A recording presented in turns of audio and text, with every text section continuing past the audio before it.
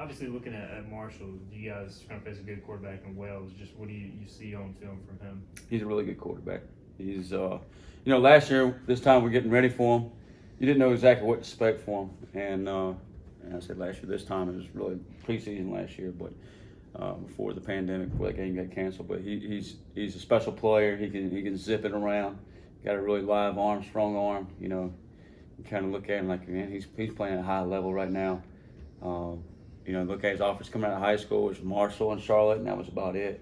And he's done a really nice job. The offense is clicking on all cylinders right now. And it's changed a little bit where a year ago, I think they had Brandon Knox there, who was a really good tailback. And the running game's still strong, not taking away from that, but I think they kind of a little focus more of how you put the ball, trust the quarterback a little bit more, and get to those receivers out wide, and he's doing a really good job of that. So you faced a team last week that did run the ball a little better than throwing, and then this week, like you said, they throw the ball a little better. How does that change your prep going into the game? It doesn't. I mean, at the end of the day, we want to, stop the run. If you don't ever stop the run, then you're on your heels all the time. And that's last week, that's week 1, week 2, week 3, every week this season. It'll be the same. And then you get them in second long, third and long, and give yourself a chance, and that's winning first down, whatever that may be. Now, these guys may throw it on first down, so you still want to win that. But we got to be run sound first. You may put a few calls in there where you want to cover up some guys and double some guys up, do some things there, but you still got to make sure you get downhill, trigger against the run, and that's got to be our number one emphasis, whether it's Marshall or whoever we may be playing. Seems like there's some versatility too. I was looking at running back. Ali had 9 catches last week, and they used some tight end, 2 tight end, different things. Is that different from what you've kind of faced the first few weeks, maybe, or how do you maybe look out for some of those little things? Yeah, Ali, 22 there, he gets out of the backfield, catches the ball with the screen, or just dumping the ball off to him, or little wheel routes out of the backfield. So does a nice job with that. He's a very talented kid, and then. I think their tight ends, number 11, Gaines, is really – he's stood out for a long time now, for the last couple of years, just watching him on film. And he's got legit speed. He was a high school quarterback, athletic, very athletic kid that can stretch the field on you. So their skill, and just talking to some other coaches that's already matched up against them and what they've seen there, their skill matches up to what we see week in and week out in this league. I mean, they could be – I think the Navy coaches compare them to SMU skill-wise, which I think is a pretty good compliment for those guys up there. And you look at them, and they certainly are. I mean, you think back last year, the last game of the season, and those tailbacks they had and the tight end they had and the receivers they had, it's very comparable. So they can certainly get up and down the field. They're long. They can run, and athletic at every position out there. 2 games in, what do you think of your group's play thus far, the inside linebackers? From week 1 to week 2, I thought we made improvement, and we got to make consistent improvement throughout this season. It can't be, week 2 was our best week. We did a better job of going back and, focusing on our fundamentals, triggering downhill against the run game. And I thought we did some decent jobs matching routes up in the pass game. So, and then our blitzes were much better last week. Just timing those things up and hitting those, and actually look like we're blitzing. We are blitzing. So we made some improvements there, but we still got to get.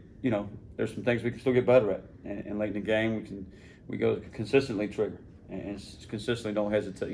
Consistently we're hesitating a few times late in the game, and we got to get back downhill and get back to our fundamentals and what we did in the first half that was help stopping the run and those things. So that's our big focus this week. We made improvement from week 1 to week 2. Can we make that much improvement from week 2 to week 3? Whether it's inside backers, D-line, secondary, as just a group and as a unit. So, and it's the same 3 things really goes back to, can we raise our effort even higher? Can we play with better energy? Can we play with better execution? So those are the 3 things that we really focus on and we hit home with, the details of third down, red zone, stopping the run, first down, shots down the field, all that comes within that.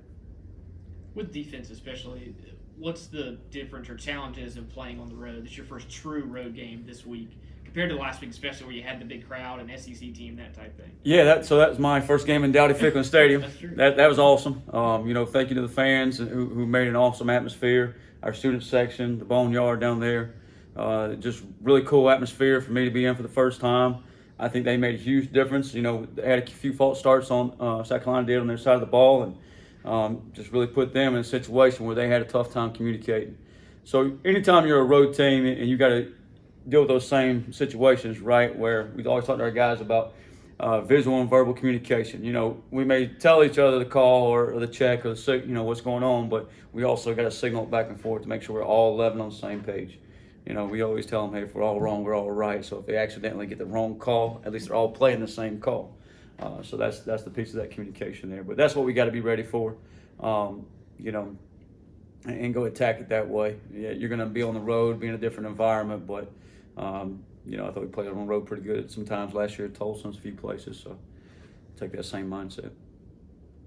Coach, we didn't see Aaron last week. Is he dealing with something right now, or was it just a game not best for him? Yeah, he's a little banged up. I think it's a growing quadish type stuff. You know, he's just not 100% right now, and he's working his tail off. He's trying to get back and trying to get back to it. He's frustrated by it, but we'll get him back soon. You know, he's out there practicing, pushing through some things. So just trying to have that fine line of get him enough reps so he knows what's going on Saturday if he can get back to full speed, but not overdoing it where we're going backwards and setting it back. So, but he's doing a good job of being an older guy and managing his body and taking care of it there.